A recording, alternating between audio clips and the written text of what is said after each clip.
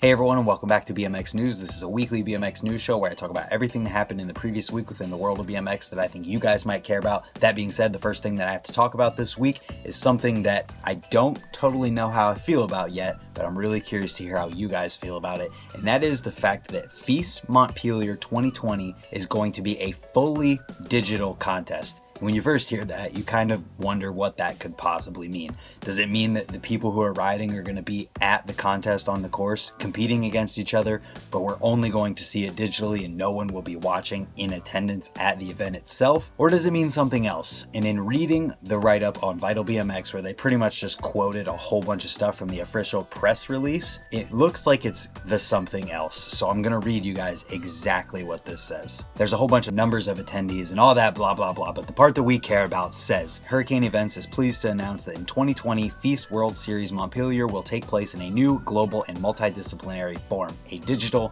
contest. The concept is simple, and the contest will be open to male and female athletes, pros, and amateurs. Each will participate in the event by submitting video entries, which will be judged by both the fans and the leading figures from the world of urban sports. The global prize purse will be the same as the 2019 edition. The terms of participation, the disciplines, and the schedule will be announced on May 20th, 2020. So we've got like 2 weeks now before we find out the schedule and more details. But literally a video contest for pros and amateurs to compete for the same prize purse that they gave away at FISE Montpelier, the actual contest in 2019. That's pretty cool and that's pretty big. I don't know exactly what this is going to mean yet, or if literally everyone and their brother and sister can make a video and submit it. That sounds like it could be a lot of videos for people to judge and vote on. We'll see though. I'm excited for May 20th to find out some information on this, and I might be excited to submit my own video to this because why not? And with that, I'm really curious to hear what you guys think down below in the comments about an all digital FISE contest. After that, we've got some sponsorship news to talk about, and luckily the next thing I have to talk about anyways that I wanted to highlight this week was a bit of sponsorship news, and that is that Callan Stibbards is now on the cult team, and it was announced in an absolutely complete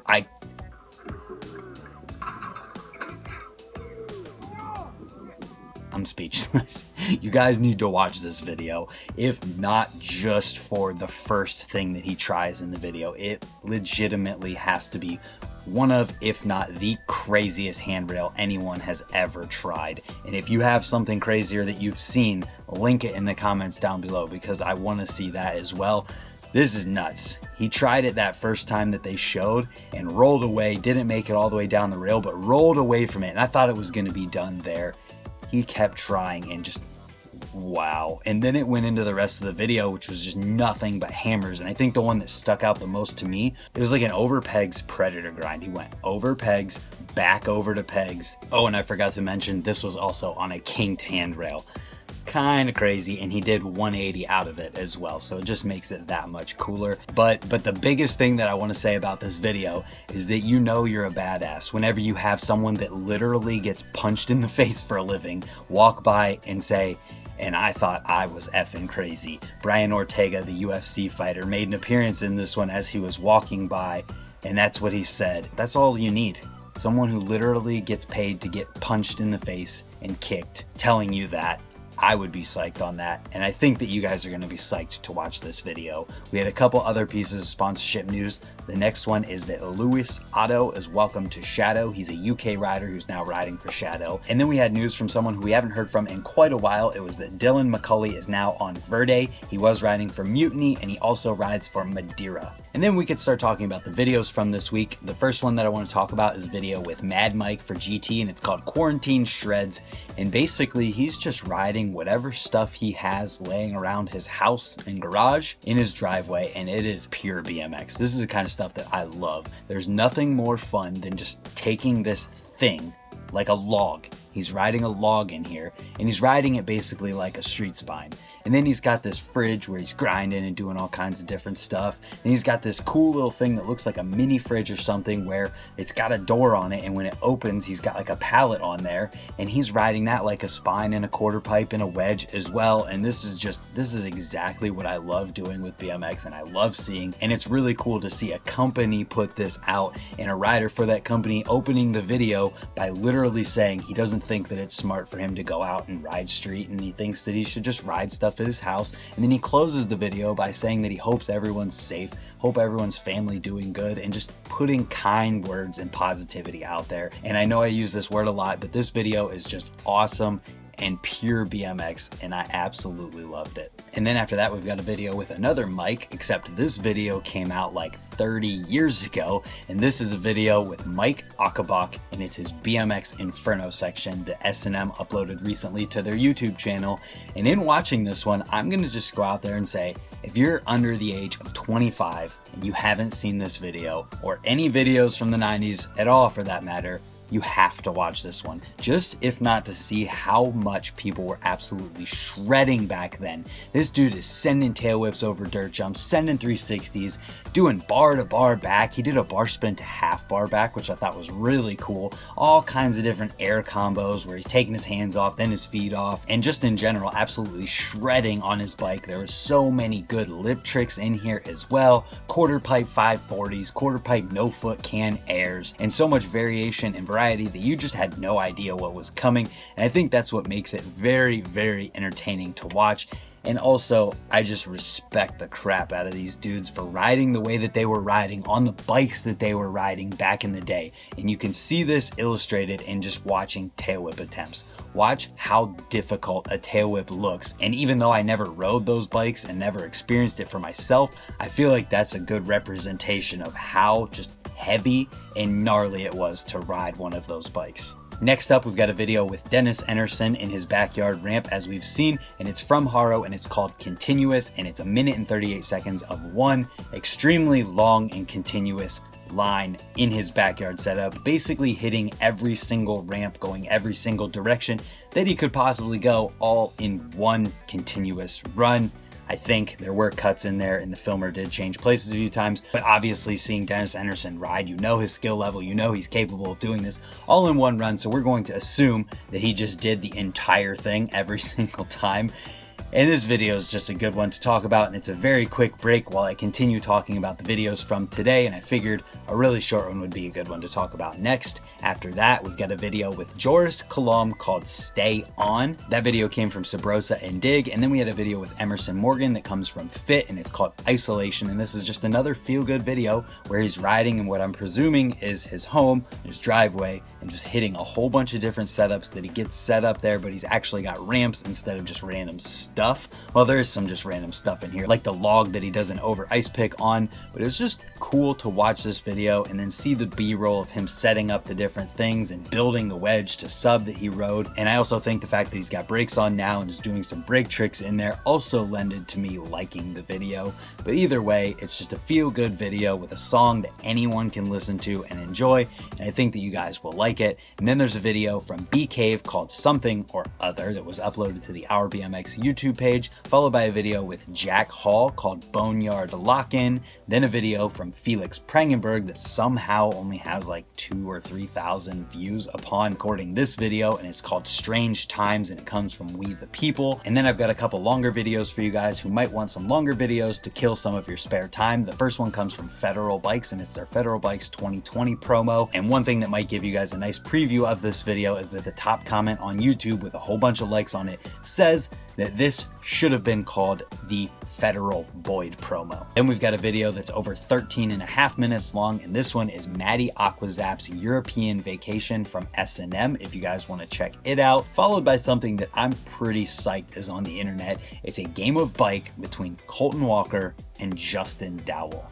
Just imagine those two dudes facing off in a game of bike, And then don't imagine it, because you get to click the link in the description below and actually watch it. That video is right at 15 minutes long, so we keep getting progressively longer as the video goes. The next one is even longer than that, and it's another S&M TV. If you guys remember, I talked about one that they did previously with Kareem that was like 40 something minutes long.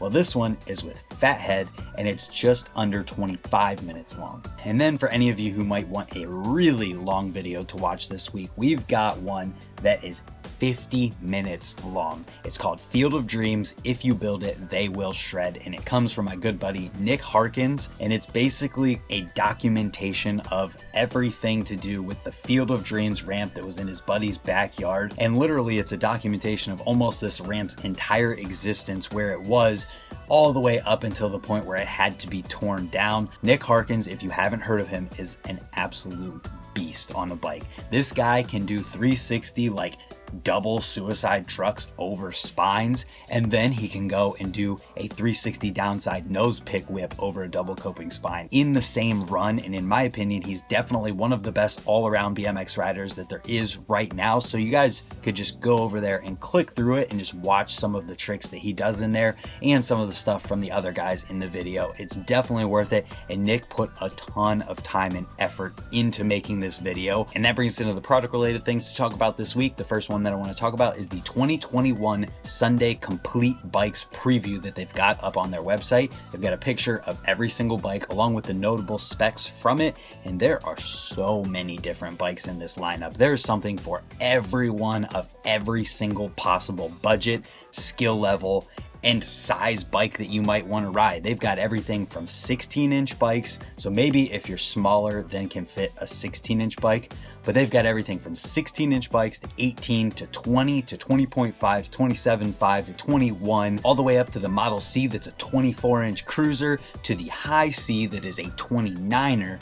And it's pretty cool to see that Sunday has such a huge lineup with something for literally everyone, and there's little improvements in the different bike lineups compared to years prior. So if you guys want to check that out, there's a link in the description below, and you can click through there and see what there is to offer and see the new colors and models for the different people that they didn't have previously. And then the last product related thing to talk about this week is a video from Angie Moreno called First Impressions of the Vans Skate High BMX Edition shoe that recently came out. Don't go to this video expecting to hear like actual first impressions and opinions about the shoe. This one is just her putting the shoes on and then going out and riding them, and it's another one of those just feel good videos. So if that sounds like something you might be interested in, go check that one out. And then we've got some interview related things to talk about this week. The first one that I have here is a behind the clip video from Kink. This is a new series that they're starting. This first one is with Dan Collar talking about his memories of the Williams center combo that Nathan Williams had in his champagne section. And it's actually a really cool video. The story is told through a phone conversation, but because Daryl Taco was the filmer for this and he has everything from the entire trip, he's got all this B-roll that is everything that Dan Collar is explaining and remembering from the day that it happened. So it's pretty cool to see this, and it's a really awesome concept, especially considering the fact that they just have this footage, because a lot of the times I feel like you'd be talking about these memories and it's just at a time where somebody might not have been filming, but because Daryl was filming all this, they have the ability to go back and remember these things and talk about them and then actually put the footage to it from that exact time. And it's a really cool concept, I think. Next up, we've got another one of those Instagram live interviews that Vital BMX is doing. This time it's with Logan Martin, so you guys can check that one out if you want to. After that, we've got a written interview up on our BMX. It's called Filming ABDs with Grant C, talking about the Madeira ABD filming process. And then we've got another P's and Q's interview up on our BMX, and this one is with Chris Volkwine. And then another written interview up on our BMX called How BMX Riders the World Over Are Coping with Current Events, that I can't say because of YouTube cutting me off purposes. I honestly really dig that they did this write-up, and they did it with so many people all over the world, because this is real BMX media. This is real journalism, and it's real BMX news. It's a current event that's going on. It's affecting everyone literally in the entire world pretty much, and they're covering it from a lens of a real journalistic site. And I really enjoy the fact that they're doing that and all of these other written interviews, and it just makes BMX media real BMX media, and I am glad to see that, and I hope we see more of that moving forward. And with that, I really am curious to hear your guys' thoughts on the fully digital FISE contest that's going to be coming up later this year. Let me know in the comments down below, and while you're down there, if you haven't yet, hit the subscribe button so that hopefully we can see you tomorrow for another one. I want to thank you guys for being here and watching, and goodbye.